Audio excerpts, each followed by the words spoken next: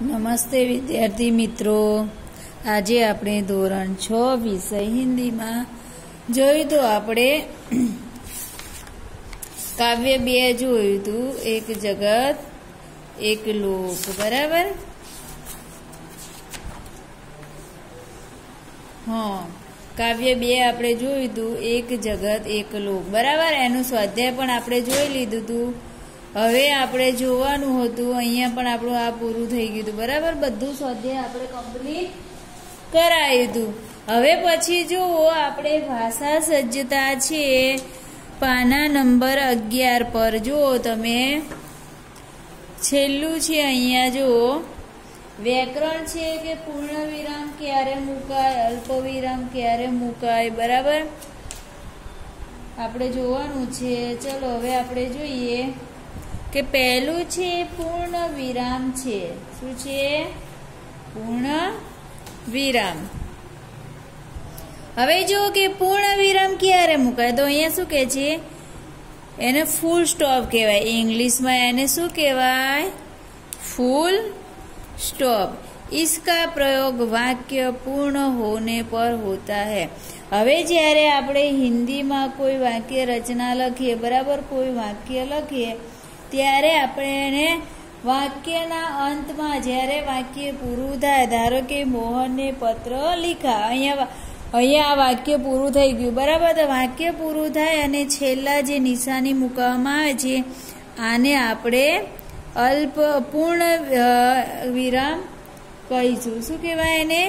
વિરામ ચિહ્ન કહેવાય. એટલે કે પૂર્ણ વિરામ. જ્યારે વાક્ય પૂર્ણ થાય અને એના અંતમાં જ્યારે ચિહ્ન મૂકવામાં આવે ત્યારે આપણે પૂર્ણ વિરામ કહીશું. જો કે હિન્દીમાં આપણે ગમે ત્યારે કોઈ પણ વાક્ય લખીએ, જ્યારે લીટી પૂરી થાય ત્યારે આપણે આ ચિહ્ન લગાવીએ છીએ. બરાબર? એટલે આપણે એને પૂર્ણ વિરામ કહીશું. સીતા સ્કૂલ નહીં ગઈ. આ જે નિશાની છે એને પૂર્ણ વિરામ કહેવાય. વાક્ય અહીંયા પૂરું થયું અને અહીંયા પાછળ આ નિશાની લગાવી એટલે એને પૂર્ણ વિરામ કહેવાય. પછી જો કે બાદલ પાણી બરસાતા હે. અહીંયા આપણું વાક્ય પૂરું થાય કે બાદલ પાણી બરસાતા હે. હે છે અહીંયા આપણું વાક્ય પૂર્ણ થાય છે એટલે ત્યાં આગળ આપણે પૂર્ણ વિરામ મૂકીશું. બરાબર? પૂર્ણ વિરામ મૂકીશું એટલે કે આ પ્રકારની જે નિશાની છે, જે ચિહ્ન છે, એને પૂર્ણ વિરામ કહેવાય. ચલો પાછળ પેજ ફેરવો. હવે જોઈએ કે અલ્પ વિરામ. અલ્પ વિરામ ક્યારે મુકાય, તો અલ્પ વિરામની આ નિશાની છે. બરાબર? અલ્પ વિરામ એટલે આ જે પ્રકારની જે નિશાની છે એને અલ્પ વિરામ કહેવાય. હવે જોઈએ कि अल्प विराम का प्रयोग वाक्य में थोड़ा रुकने का संकेत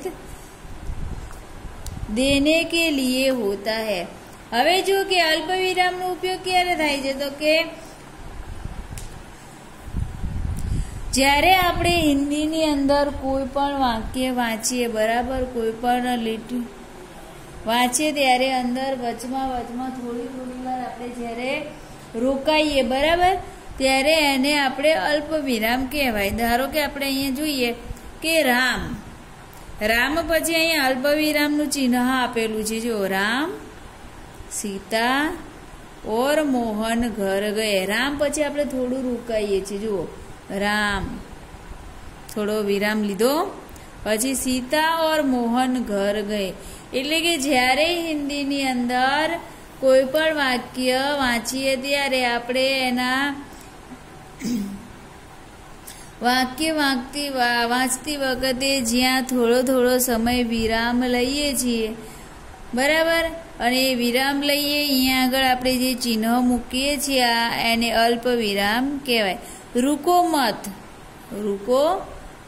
જો થોડોક આપણને આરામ મળે છે પછી આપણે બીજું વાક્ય જાને દો. રૂકો મત, અહીંયા આપણને વિરામ મળ્યો. બરાબર? એટલે અહીંયા અલ્પ વિરામ, આ ચિહ્નને અલ્પ વિરામ. આપણે ચિહ્નો યાદ રાખવાના કે આને અલ્પ વિરામ કહેવાય, આને પૂર્ણ વિરામ કહેવાય. યાદ રાખવાના છે. બરાબર? ચલો હવે પ્રશ્ન વાક્ય ચિહ્ન. હવે પ્રશ્નાર્થ ચિહ્ન તમને ખબર છે કે કોઈ પણ આપણે પ્રશ્ન પૂછીએ, બરાબર, હવે એમાં જો कि किसी व्यक्ति से कुछ जानकारी प्राप्त करने के लिए आप प्राप्त करने के लिए पूछे जाने वाक्य के अंत में प्रश्नार्थ चिन्ह लगाया जाता है। હવે જો જ્યારે આપણે કોઈ પણ વસ્તુ એટલે કે જ્યારે આપણે કોઈ પણ જાણકારી પ્રાપ્ત કરવી હોય, કોઈના વિશે કંઈક જાણકારી પ્રાપ્ત કરવી હોય, બરાબર, એ જાણકારી પ્રાપ્ત કરવા માટે આપણે જ્યારે વાક્યના અંતમાં જ્યારે ચિહ્ન લગાવીએ છીએ પ્રશ્નાર્થ, બરાબર।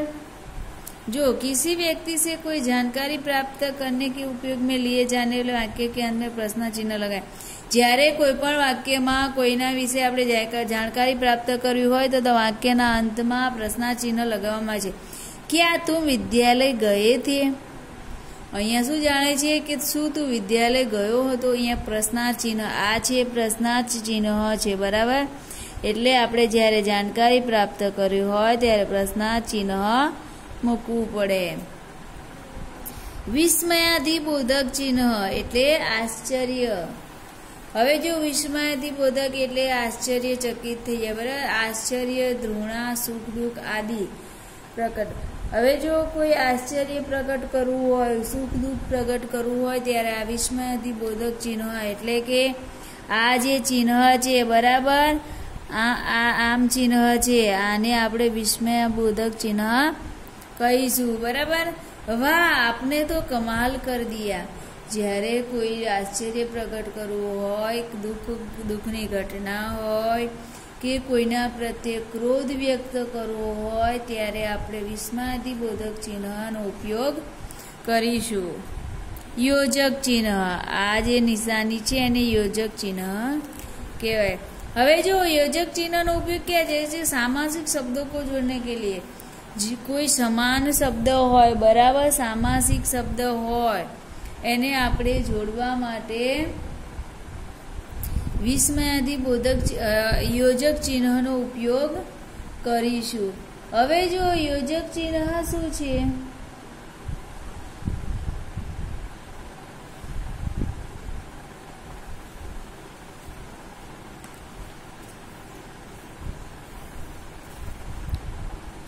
જ્યારે કોઈ બે શબ્દ છે એને જોડવા માટે જે ચિહ્નનો ઉપયોગ થાય એને આપણે યોજક ચિહ્ન કહીશું। અહીંયા જુઓ સુખ દુઃખ, સુખ દુઃખ, અહીંયા વચ્ચે જે ચિહ્ન છે એને યોજક ચિહ્ન કહેવાય। માતા પિતા, તો અહીંયા વચમાં છે એને યોજક ચિહ્ન કહેવાય।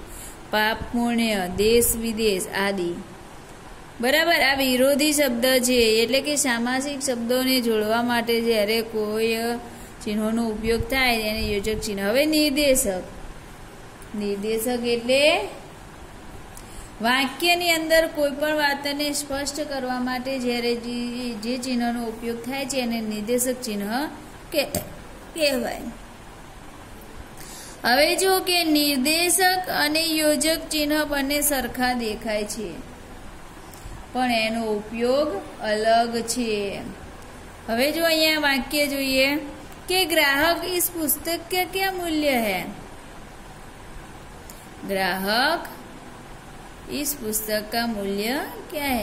કોઈ પણ વાત સ્પષ્ટ કરવા માટે શું કે છે? કોઈ પણ વાતને સ્પષ્ટ કરવા માટે જ્યારે જે ચિહ્નોનો ઉપયોગ થાય છે એટલે ગ્રાહક શું કે છે?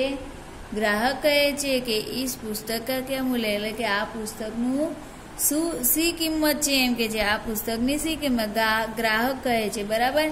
એટલે તમે જુઓ કે કોઈ પણ નાટક હોય છે, નાટકનો સંવાદ હોય છે, કોઈ બોલે છે, બરાબર, એ બોલે છે ત્યારે આ ચિહ્નોનો ઉપયોગ થાય છે। दुकानदार ये 25 रुपये की है।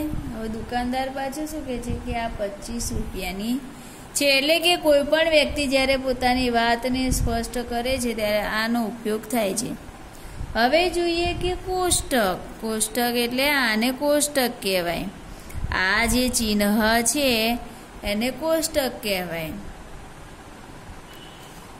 किसी शब्द के अर्थ को स्पष्ट करने के लिए कोष्टक का प्रयोग किया जाता है। શું કે છે?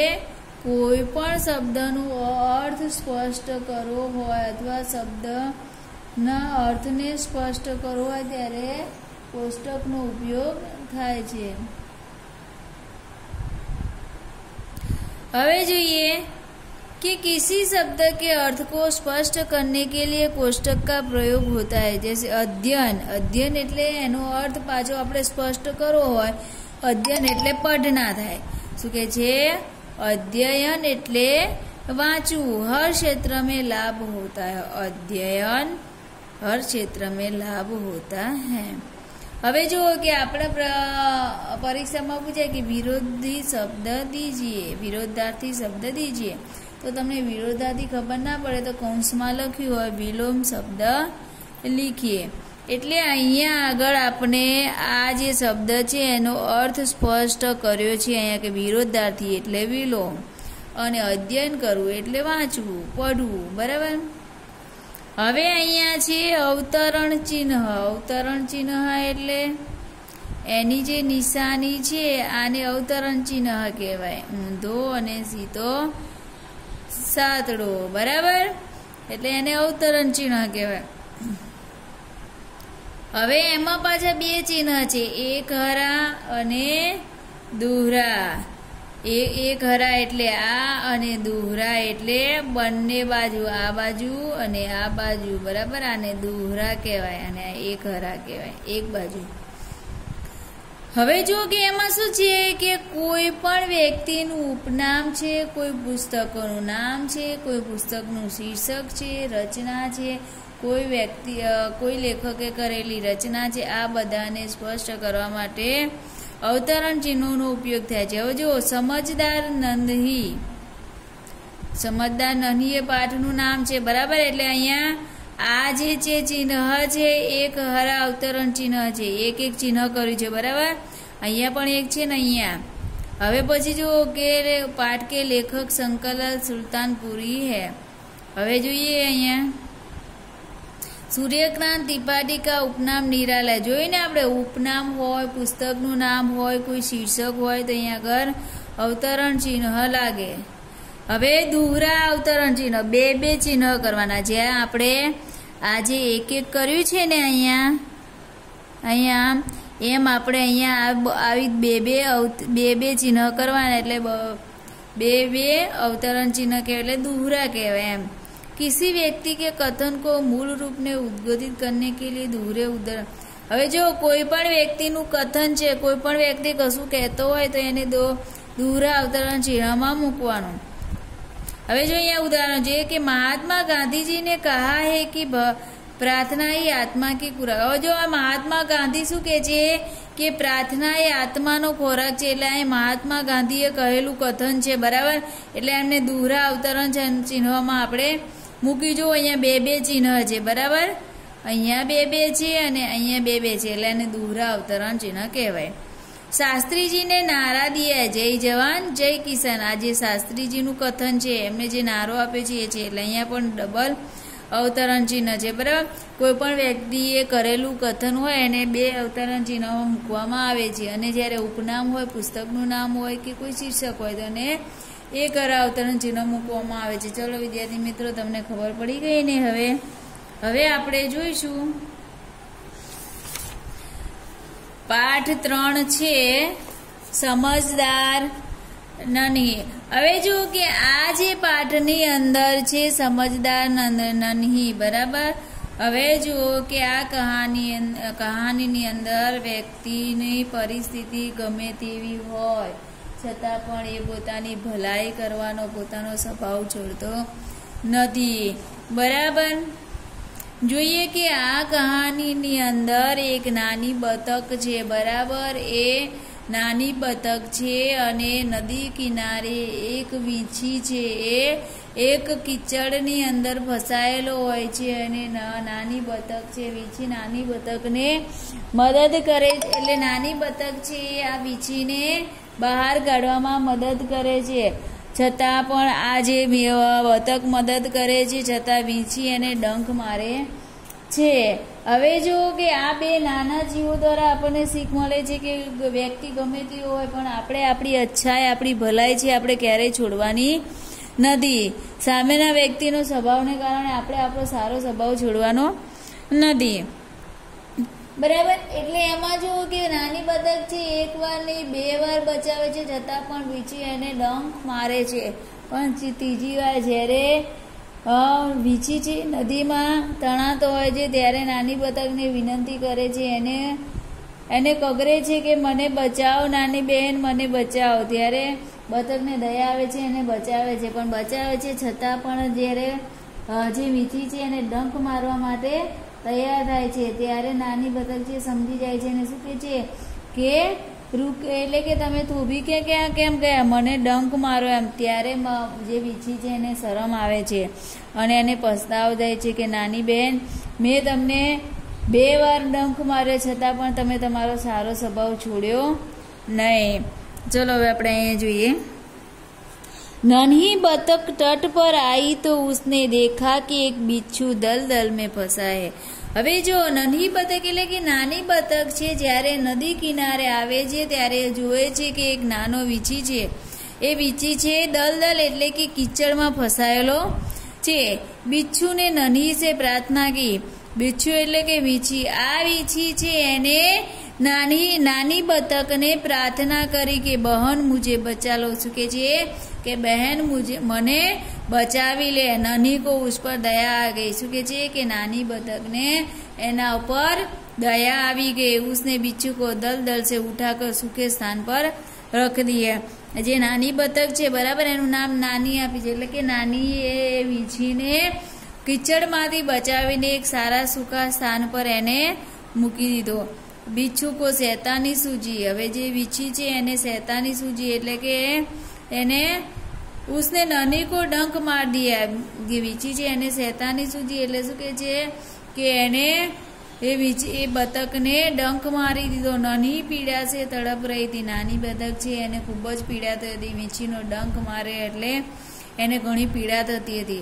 उसने बिच्छू से पूछा क्यों भाई तुमने मुझे डंक क्यों मारा. બરાબર, જે નાની બતક છે એને વીછીને કહ્યું કે કેમ ભાઈ તે મને ડંક કેમ માર્યો, મેં તો તારી મદદ કરી હતી છતાં પણ તે મને ડંક કેમ માર્યો. બીજું લાપરવાહી સે બોલા. વીછી પોતાની લાપરવાહીથી એને કહ્યું કે ક્યાં કરું, ડંક મારના મેરા સ્વભાવ. હવે જો વીછી શું કે છે કે હું શું કરું, ડંક મારો એ તો મારો સ્વભાવ છે. नन्ही बोली तुम ये गंदी आदत छोड़ दो नहीं तो कोई मुसीबत में तुम्हारी रक्षा नहीं करेगा. જે નાની બતક જે શું કે કે તું તારી આ ગંદી આદતને છોડી દે એમ, કે ગમે ક્યારેક કોઈક મુસીબત હશે તો તારી મદદ કરવા માટે તારી રક્ષા કોઈ નહીં કરે એમ. બેટી તું बिच्छू उसकी बात अनसुनी कर आगे बढ़ गया. જે વીછી છે બરાબર, એની વાત એને સાંભળી કે ન સાંભળી બરાબર, એક કાને સાંભળીને બીજા કાને કાઢી દીધી અને એ આગળ ચાલ્યો ગયો. નન્હી अपनी माँ के पास नदी में चली गई. જે નાની બતક છે પોતાની માની પાસે નદીમાં જતી રહી. માને પૂછા નન્હી બેટી તુમ કહાં રહ ગઈ थी. જે નાની બતક છે એને એની માએ કીધું કે નાની બેટી તું અત્યાર સુધી ક્યાં રહી ગઈ હતી એમ. नन्ही बोली माँ एक बिच्छू दलदल में फंस गया था उसे बचाने में देर हो गई. નાની બતક શું કે છે કે એક જે વીછી છે કીચડમાં ફસાઈ ગયો હતો, એને બચાવવામાં મારે આટલી બધી વાર થઈ ગઈ. માં ખુશ હોકર બોલી. શું કે છે કે માં છે ખૂબ જ ખુશ થઈ જાય છે, કેમ કે નાની બતક છે આટલી સમજદાર છે અને એને એક વીછીને દલદલમાંથી એને બચાવે છે એટલે એની માં ખુશ થઈ ગઈ. बेटी यह तुमने बहुत अच्छा काम किया. શું કે છે એ નાની બતકની માએ શું કે છે કે બેટી તે તો ખૂબ જ સારું કામ કર્યું છે એમ કે છે. नन्ही बोली लेकिन बदले में उसने मुझे डंक मार दिया. નાની શું કે છે કે મેં એને મદદ કરી પણ એના બદલામાં એને મને આભાર માનવાને બદલે એને મને ડંક મારી દીધો. माँ बोली बिच्छू अपनी गंदी आदत का गुलाम है. નાનીની માં શું કે છે કે બેટી આ જે વીછી છે પોતાની ગંદી આદતનો ગુલામ છે અને ગંદી આદત ક્યારેય નહીં છોડે એમ. તું મુझे चाहे कितनी बार बचाओ वो बार बार डंक मारेगा. नन्ही बोली माँ मैं उसकी गंदी आदत छुड़ा कर रहूंगी. શું કે છે કે નાનીની માં શું કે છે કે નાની બતક છે એની માં શું કે છે કે જે વીછી છે પોતાની ગંદી આદતનો ગુલામ છે, એ તું એને ગમે એટલી વાર બચાવીશ તો એ પોતાની ગંદી આદતને છોડશે નહીં. ત્યારે નાની શું કહે છે કે माँ હું એની ગંદી આદતને છોડાવીને જ રહીશ। कुछ दिन बाद बिच्छू के प्राण पुनः संकट में पड़े। હવે જો કેટલાક દિવસ બાદ એટલે કે કેટલાક દિવસ પછી જે વીછી છે એનો પ્રાણ એ વીછીનો પ્રાણ સંકટમાં પડ્યા હતા એટલે કે વીછી પાછો